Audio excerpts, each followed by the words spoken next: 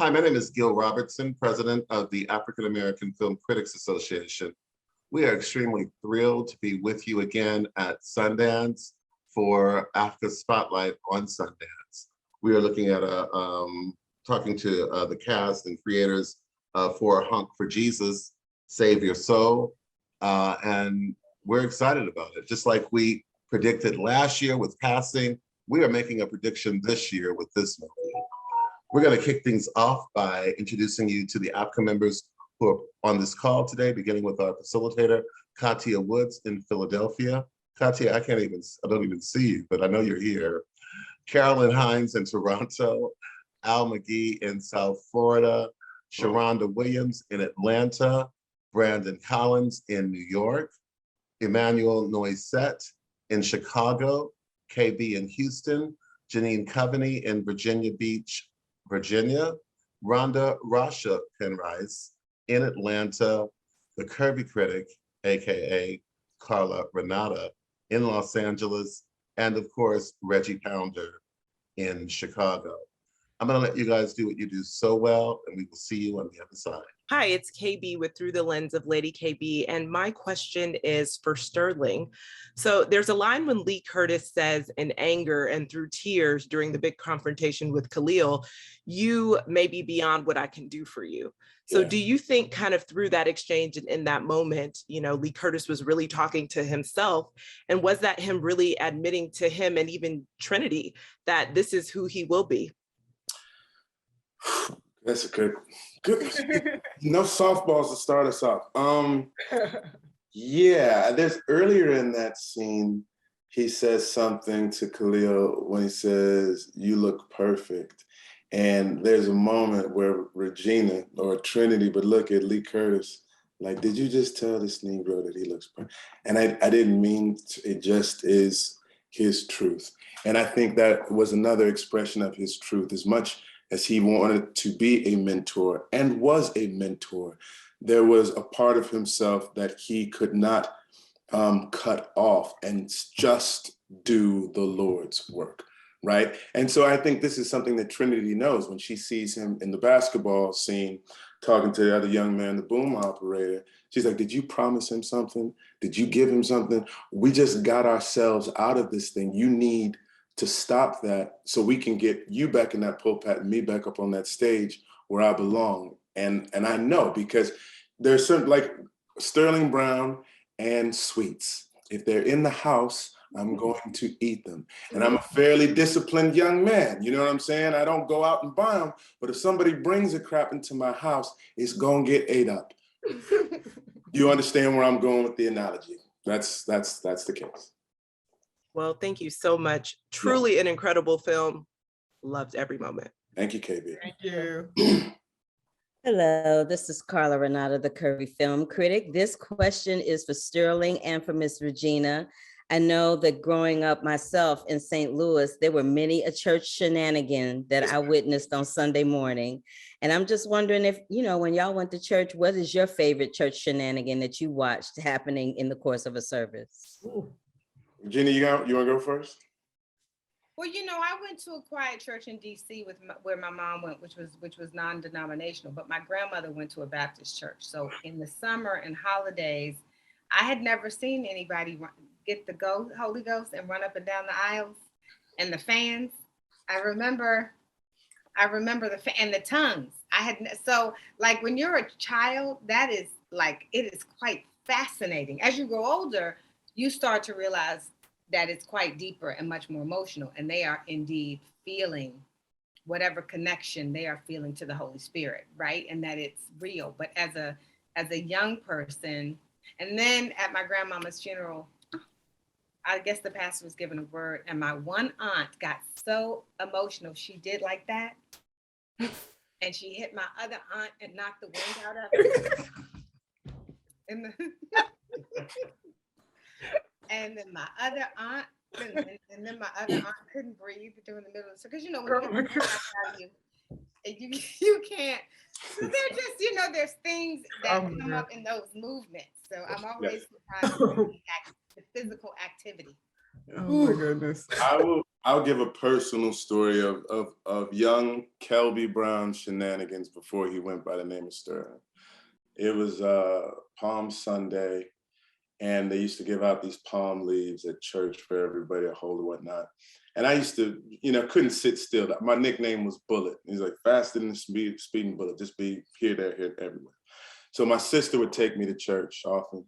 And she said, well, Kelby's being quiet, I'm gonna leave him alone. I was laying down on the ground, like underneath the pew or what have you. He's like, well, he's quiet, I'm just, let it alone. She looked down, and somebody in front of me had taken off their shoes, and I had taken my palm leaf and was tickling their feet. See, I believe that. I believe that coming from her.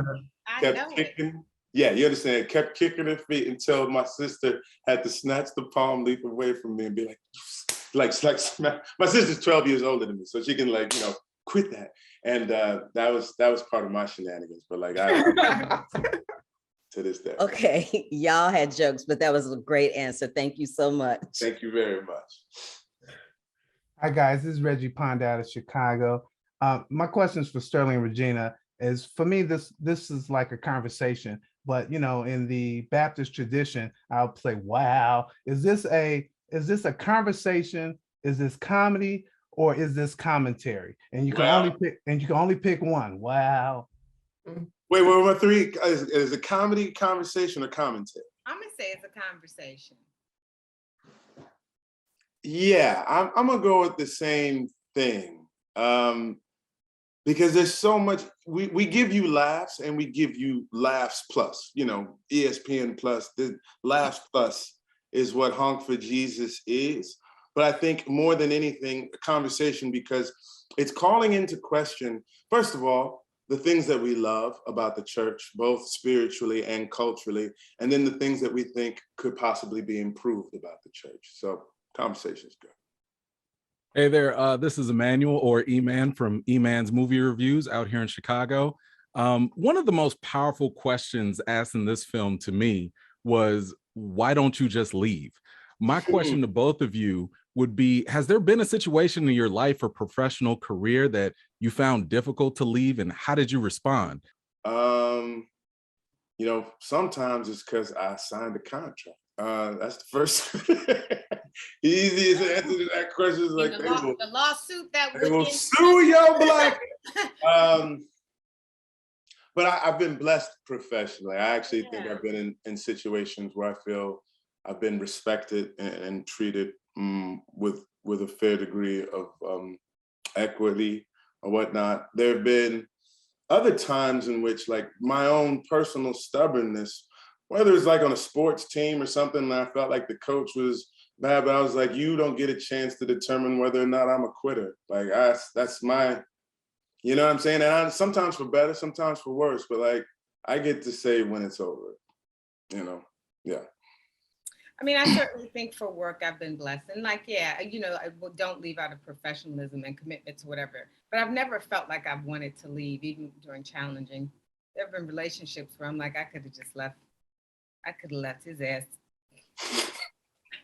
in the first 3 months. I just wasted time. But, those things, I feel like you are, it's, if you don't leave, it's not time. But yeah, there's some time.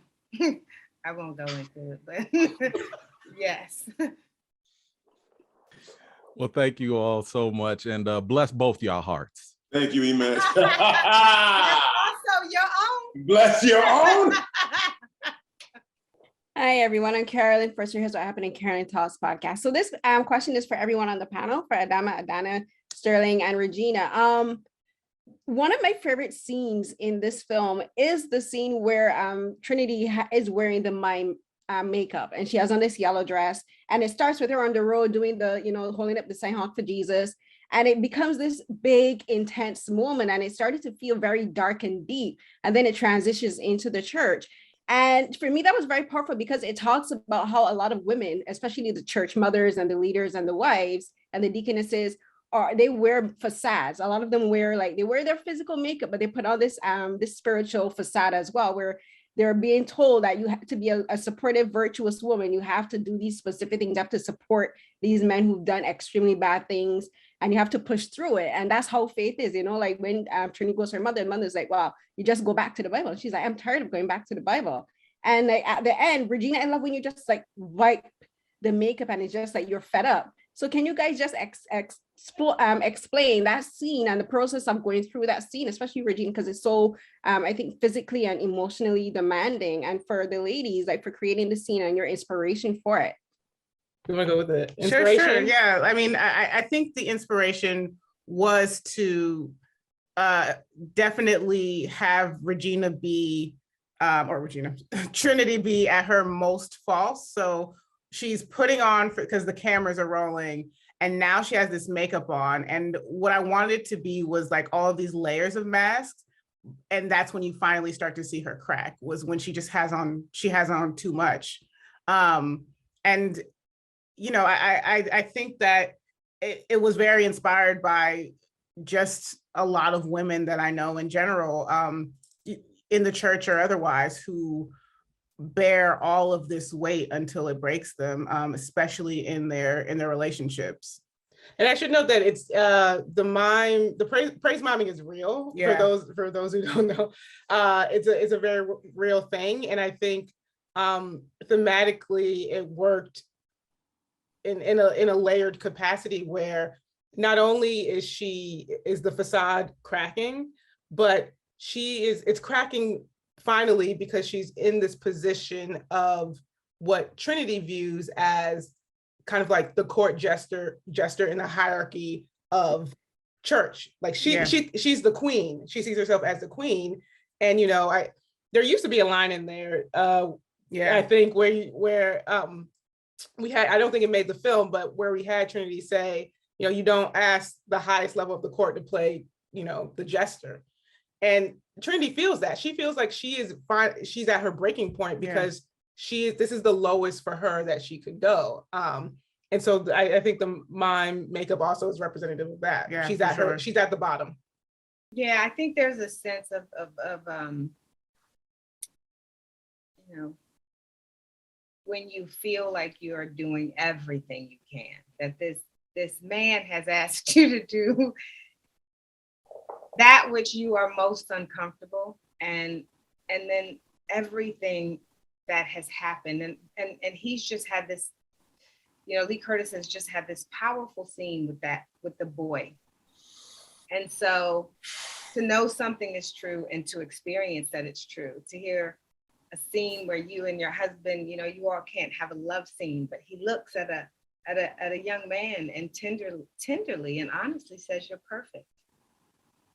You watch that and the cameras see that. I think it's that humiliation, you know, and then, you know, the only thing I think in that, thankfully, is that mask. But then it just, you know, I think, you know, there's a level of pain and frustration that, you know, finally comes up for everyone. And I think, you know, we had the scene with her mother. So it's not simple as, why don't you just leave? That seems like, you know, that is the question of a young girl, you know, because it's far more complicated, at least in Trinity's world, than to just leave that.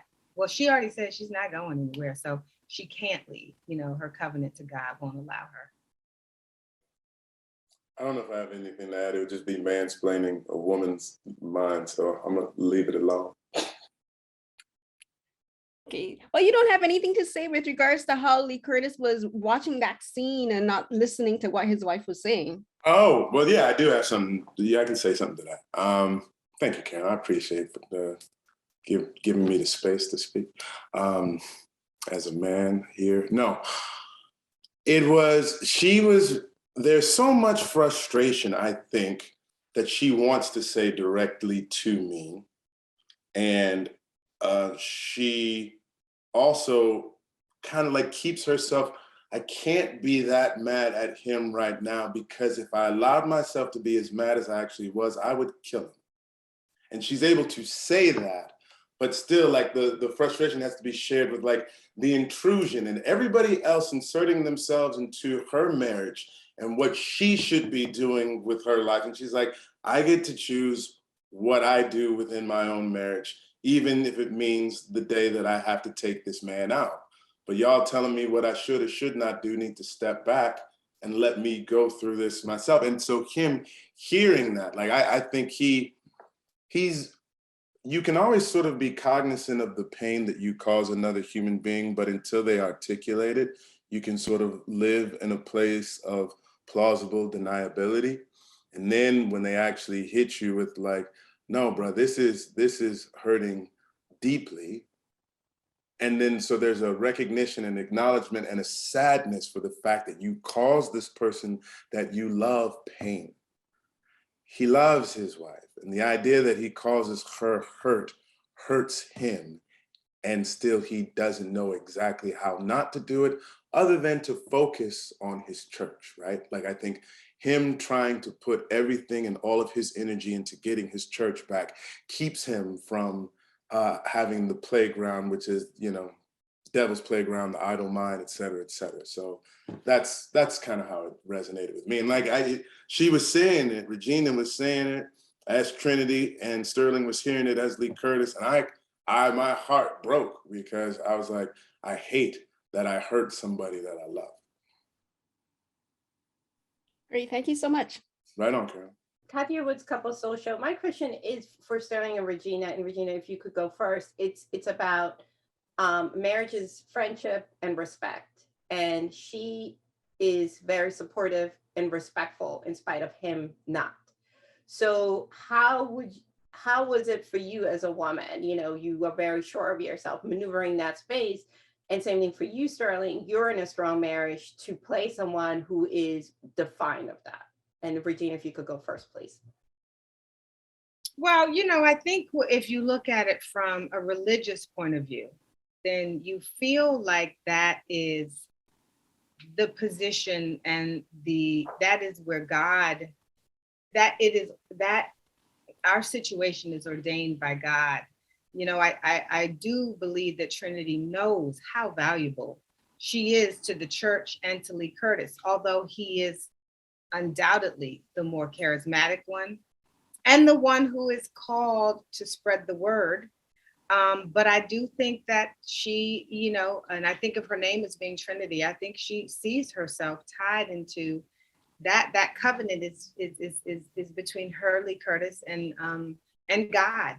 And so then the idea of submission, and, you know, that would include, you know, her submission to God. It also includes her submission to her husband. It's not what I would be able to do, but I certainly understand when your church and your congregation and your faith and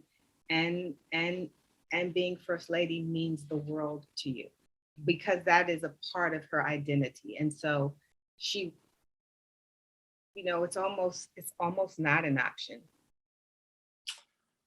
My wife and I had this conversation a lot. I'm tied us back in about, you know, you never get everything that you need from your spouse, which is why you need a community. You have friends, you have family, you have other associates that, you know, I ain't gonna ask my wife to watch football with me. She don't like football. Find somebody else to do that with, okay? The 80-20 of it all, right? So like everything with, I think the friendship actually that is Lee Curtis and Trinity is quite lovely. And the partnership that they have in building this church works really well. If there wasn't the whole sort of sticky situation of physical attraction and intimacy, things could actually be pretty cool.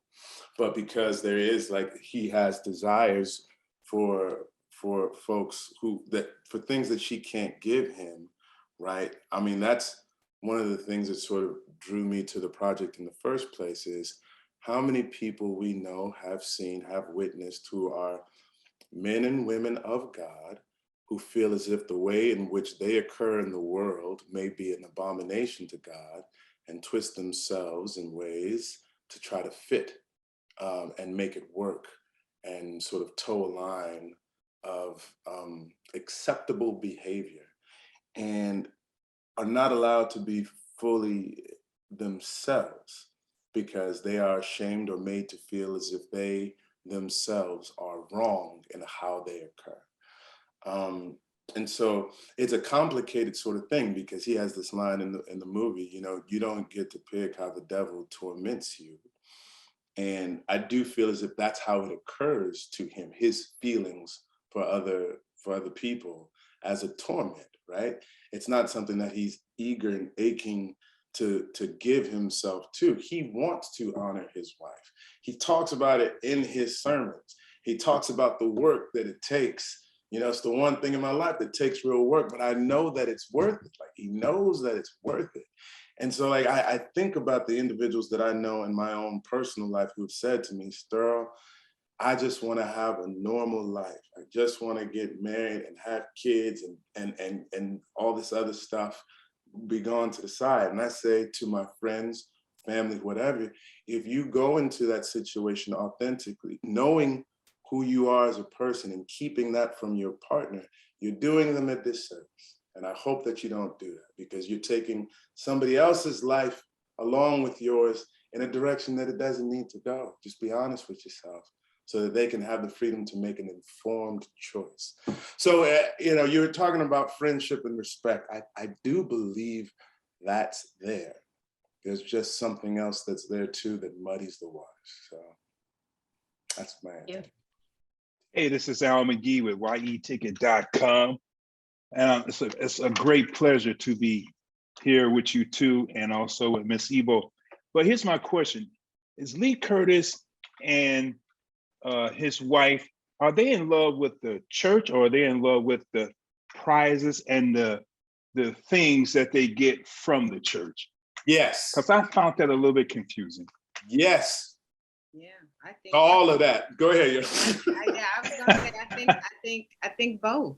I think both, you know. I mean, but I believe that they believe that that those things are a reflection of God's blessings.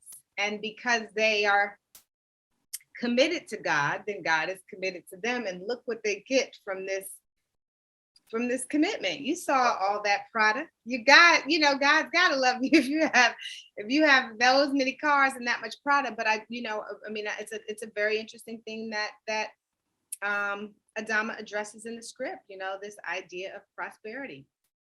Yeah, I mean, I think, oh, I'm sorry, Regina. No, go ahead. I was gonna say, I think people are complex and multifaceted, and two things can be true at once. Yeah. And so I think that they 100% are in love with the church and the gospel and with God. And I think, like Regina said, they believe the prosperity gospel, and thus they are in love with all of the trappings that are a result of them being a successful church. Mm-hmm. Mm-hmm.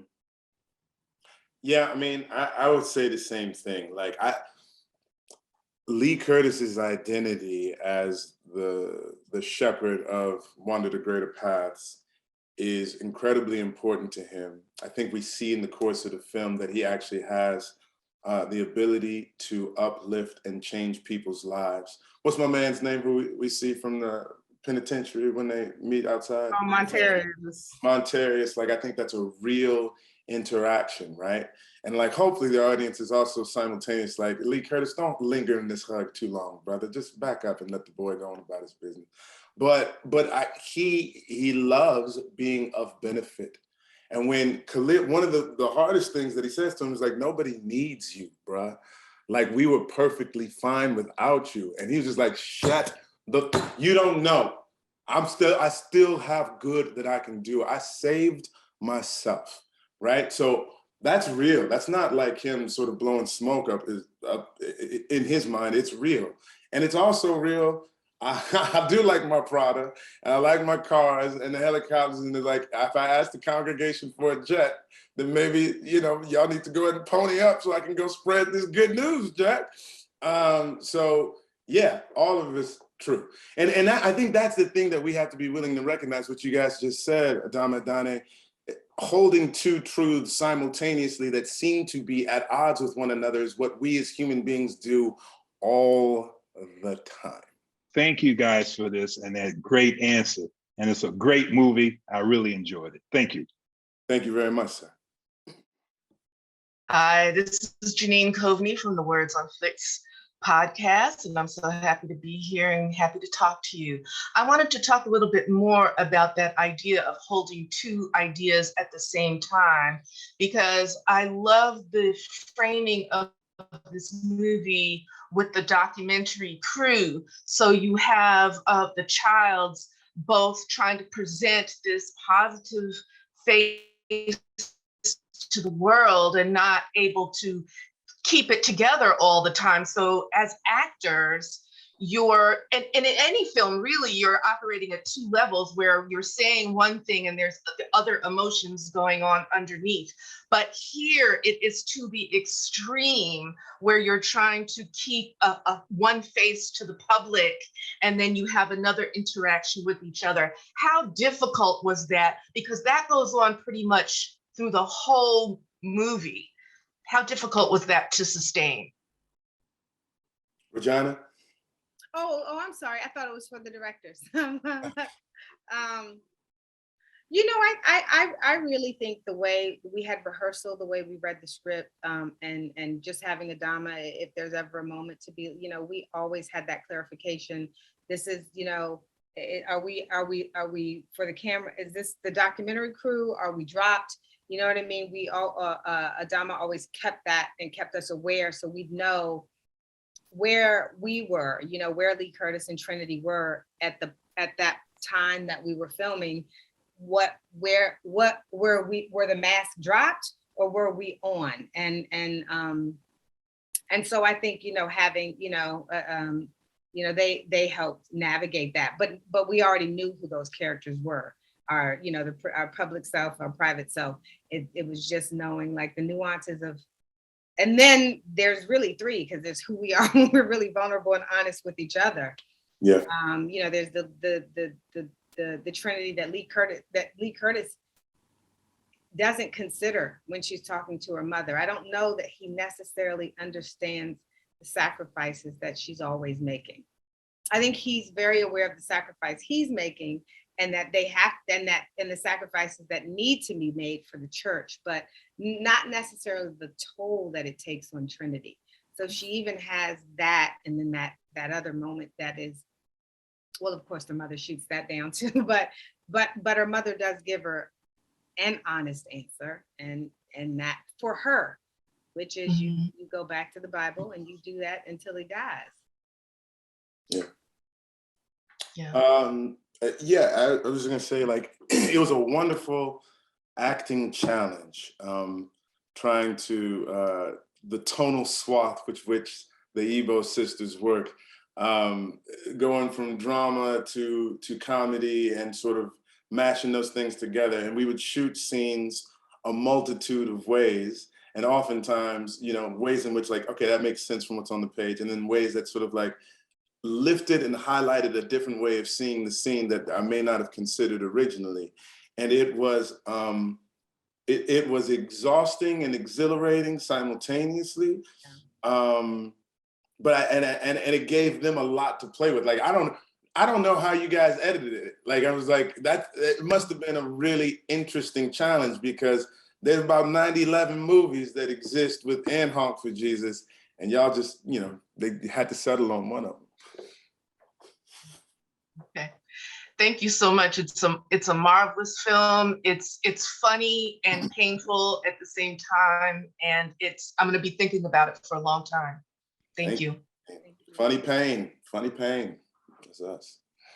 Hi, everybody. Brandon Collison, the Media and Popcorn Podcast. My question is for Sterling and Regina. Could you both speak to the conversations you had in establishing Trinity and Lee Curtis's marriage and making it believable for us as an audience? Because there was key moments where you both were so in tune into your characters. And as a viewer, I really believed you all as a couple. So if you could speak a little bit about how you formulated these characters. Thanks, man. Thank you. Well, we thankfully, Adama had us there. We had rehearsal. a lot. It was on the paper too. I mean, I should always say it's so good when the writing when it's on paper. And then I don't know, I love working with Sterling, and I love working with Virginia. yeah, we had fun talking about, Adama would be like, where do y'all think y'all met? It's actually it's a lot of fun in building a backstory, and then It is. why don't we have kids? Why, what happened? Why don't we have children? What happened? And all those things that we got to discuss too. Yeah, what was the nature of the scandal specifically? How much of that scandal did we share with one another? Yeah. Know that there was the threat of divorce, what ultimately made you decide to stay. Like, sometimes it wasn't, and I find this in acting in general, and I'm not mean to say in general, but to be specific, it's not always about coming up with the answers, but it's about exploring the questions as fully as you possibly can. And the more questions there are, it's just sort of like there's things that are just reverberating in the ether of your mind as you say all of the other lines, become informed by the questions that are in your mind as well. And we lived in the same building. We got a chance to hang out, had some wine one night when Regina wasn't feeling herself one day. And I was like, Regina, you should be feeling yourself because you kind of the bomb. And she's like, no, I'm not feeling myself. So we drank some wine, we hung out and just kicked it. I think time spent, there's no substitute for that. And thankfully we enjoyed each other's company. So Well, fantastic work across the board, and congratulations on the amazing reception you're getting. Thank you, Brandon. Thank you. Hey everyone, Sharona Williams for Pay Your Weights. We got to talk, y'all, because it's the lack of accountability for me with the kids. All right, it's the lack of accountability, but it's one of the things that I like that the film kind of touches on, because it's this thing in the world where we don't hold our leaders accountable, or especially our church leaders. But most importantly, especially with both of your characters, it's the self-accountability that's missing. And we see this a little bit with Trinity, and I want all of you to answer this, is how do you make sure that you're keeping yourselves accountable? And you can speak either personally or professionally. How do you make sure that you're staying true to who you are fundamentally, that person that you wake up wanting to be? Are you asking us, or are you asking the characters? You guys. You're asking us, okay. I mean, I have a tribe that is just gonna be real with me whether I want them to be or not. And I find that, like, I'm more than brutally honest with myself, but having the people that you love, primarily her, but primarily my twin, is what makes me a better person, what makes me, constantly check myself. And so, I try to be open and receptive to all things and all perspectives. But the moments when I'm not on it, someone's gonna call me on it. And that's just how my life has always been. And I think that's for sure something that is a statement of the film, is that without those checks and balances, like, things are gonna run amok. Yeah, and I would also say that I think both of us do this pretty well, but we, are as critical of ourselves as we are of other people and other institutions and other organizations. As much as we question everything surrounding us, we have to turn that inwards constantly. And that's how we, try to hold ourselves accountable. Yeah. I think I fail daily, like short of the mark that I would like to have for myself. If you go to any of my social media things, I think the first thing that I classify myself as a child of God, and to try to be a reflection of the divine in everything that I do, as a husband, a father, an artist, a friend. And so that's why I fail daily. Like, that wasn't God. That was just you being petty, Jack. But I try to say, like, all right, but I get another opportunity. So, I try to have as much grace with myself as I possibly can, as I aspire to be, to illuminate that which is divine. Inspiration all around. I got two beautiful boys who I love to pieces. And I want them to be able to say that, like, when I look at my dad, I see love, you know, not someone who I respect and obey out of fear, but someone who I respect, obey, and listen to because that's how much he loves me, right? God so loved the world, and you try to be a reflection of that. Yeah, you know, that's it. I try to look myself in the mirror every day and be like, you know, what was divine about you and what wasn't divine about you, and how can you do better? You know, and even if you backslide, all right, you backslid for a minute. Now let's see if we can do better again. Let's dust ourselves off and try again. You can dust yourself and try again. You know, that's it. I don't know if you know, I don't have to work that hard at it, because if two parts of life are going, well, some shit will be really messed up. Just to remind me, you know, the life has, you know, my life doesn't, it hasn't given me the real room to be able to be like on a, you know what I mean? I just, it always, you know, in some aspect, there's always something that is humbling me in reality, in real life. So it's usually at the height. It's usually when one thing is here, there's another part that is, you know, so when the personal life is good, you know, work ain't good. When work, it's always a balancing act. And so, you know, that's just a reminder that, you know, we're kind of all the same. So it's not much to trip on. Thank you so much. And I just wanted to thank all four of you for the blessings of Nuck If You Buck. I appreciate you.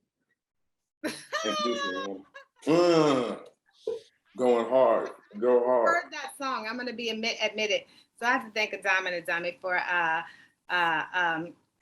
have to thank Adama for bringing that into me and Sterling's life. Yes. Appreciate it. Well, if you lived in Atlanta, you would know it. So. Yeah. Oh, we found that out. Yeah. They told us. Yep. It's an anthem. So because this is Rhonda, because I live in Atlanta and I actually covered a little bit of the Eddie Long scandal here at Newburgh. I wanted to ask Adama how much of that was an inspiration for this, and also Creflo Dollar. So. Yeah, I mean, I think that's a really good question, and you know, it's what sucks is that these stories are nothing new, and so and for whatever reason, it doesn't seem like it's gonna get old, and so it's not any one person. It's so many people. It's not any one denomination. It's just an unfortunate fact about many organized religious structures. And so it's not drawn from any one person. It's drawn from, I think, the worldly recognition that this is an area that has fallen to the cracks or through the cracks more often than not, and something we must address. Donna, anything else to add? Oh yeah, I think both Lee Curtis and Trinity are an amalgamation of people we grew up knowing, seeing on TV, hearing from other states, like not just Georgia and Atlanta. Just they really are, I think, a reflection of the multifacetedness that is megachurch culture, specifically Black megachurch culture. Yeah. And since we're going to wrap up, can you talk about Nicole Bahari and the other couple, and you know why it was important to have them? Yeah, I mean, I think, you know, for a story level, I wanted something else to be sort of like haunting and pushing Trinity and Lee Curtis. But also it was really important for us to show that there is an entire generation of churchgoers and faith leaders who operate a little differently. And that there is the promise in a way of evolution, so that it doesn't feel like it's all or nothing. It doesn't feel like I'm either with the church or I'm not with the church. But at the same time, I also feel like it was a representation that you could get a little too close to that taste of power and easily fall off the edge. Yeah. The Sumters were, as the script evolved, the Sumters weren't in it. And then they became a part of it. Yeah. And as soon as I was like, this is a brilliant addendum to the story. And speaking on behalf of Lee Curtis, I hate these people. I want their church to burn. And they switched their date and then they switched it back. And they did it on purpose. She acted like she didn't know. She knew. She knew exactly what she was doing. She knew. Okay. That's up for debate. That's up for debate, but okay. It ain't not as far as I'm concerned. She knew. Trinity and Lee Curtis, we know Yeah, that we know. they did it on purpose. Yeah. Thank. Yeah. Thank. Yeah. Nasty. Nasty. We got some scriptures for them. Yeah, we do. Mm-hmm. Shoot. Good. Thank you, guys. Thank you. Thank you. Sterling, Regina, the Ebo twins, we thank you for your time tonight. We appreciate it. We're looking forward to promoting this as it goes through its various stages towards release. And trust, know, and believe we got you. On behalf of the world's largest group of Black film critics, thank you for participating. And to our audience, thank you for watching this special episode of AAFCA Roundtables at Sundance. We'll see you soon. Thank you all. Thank you so much. Take care. Peace, y'all.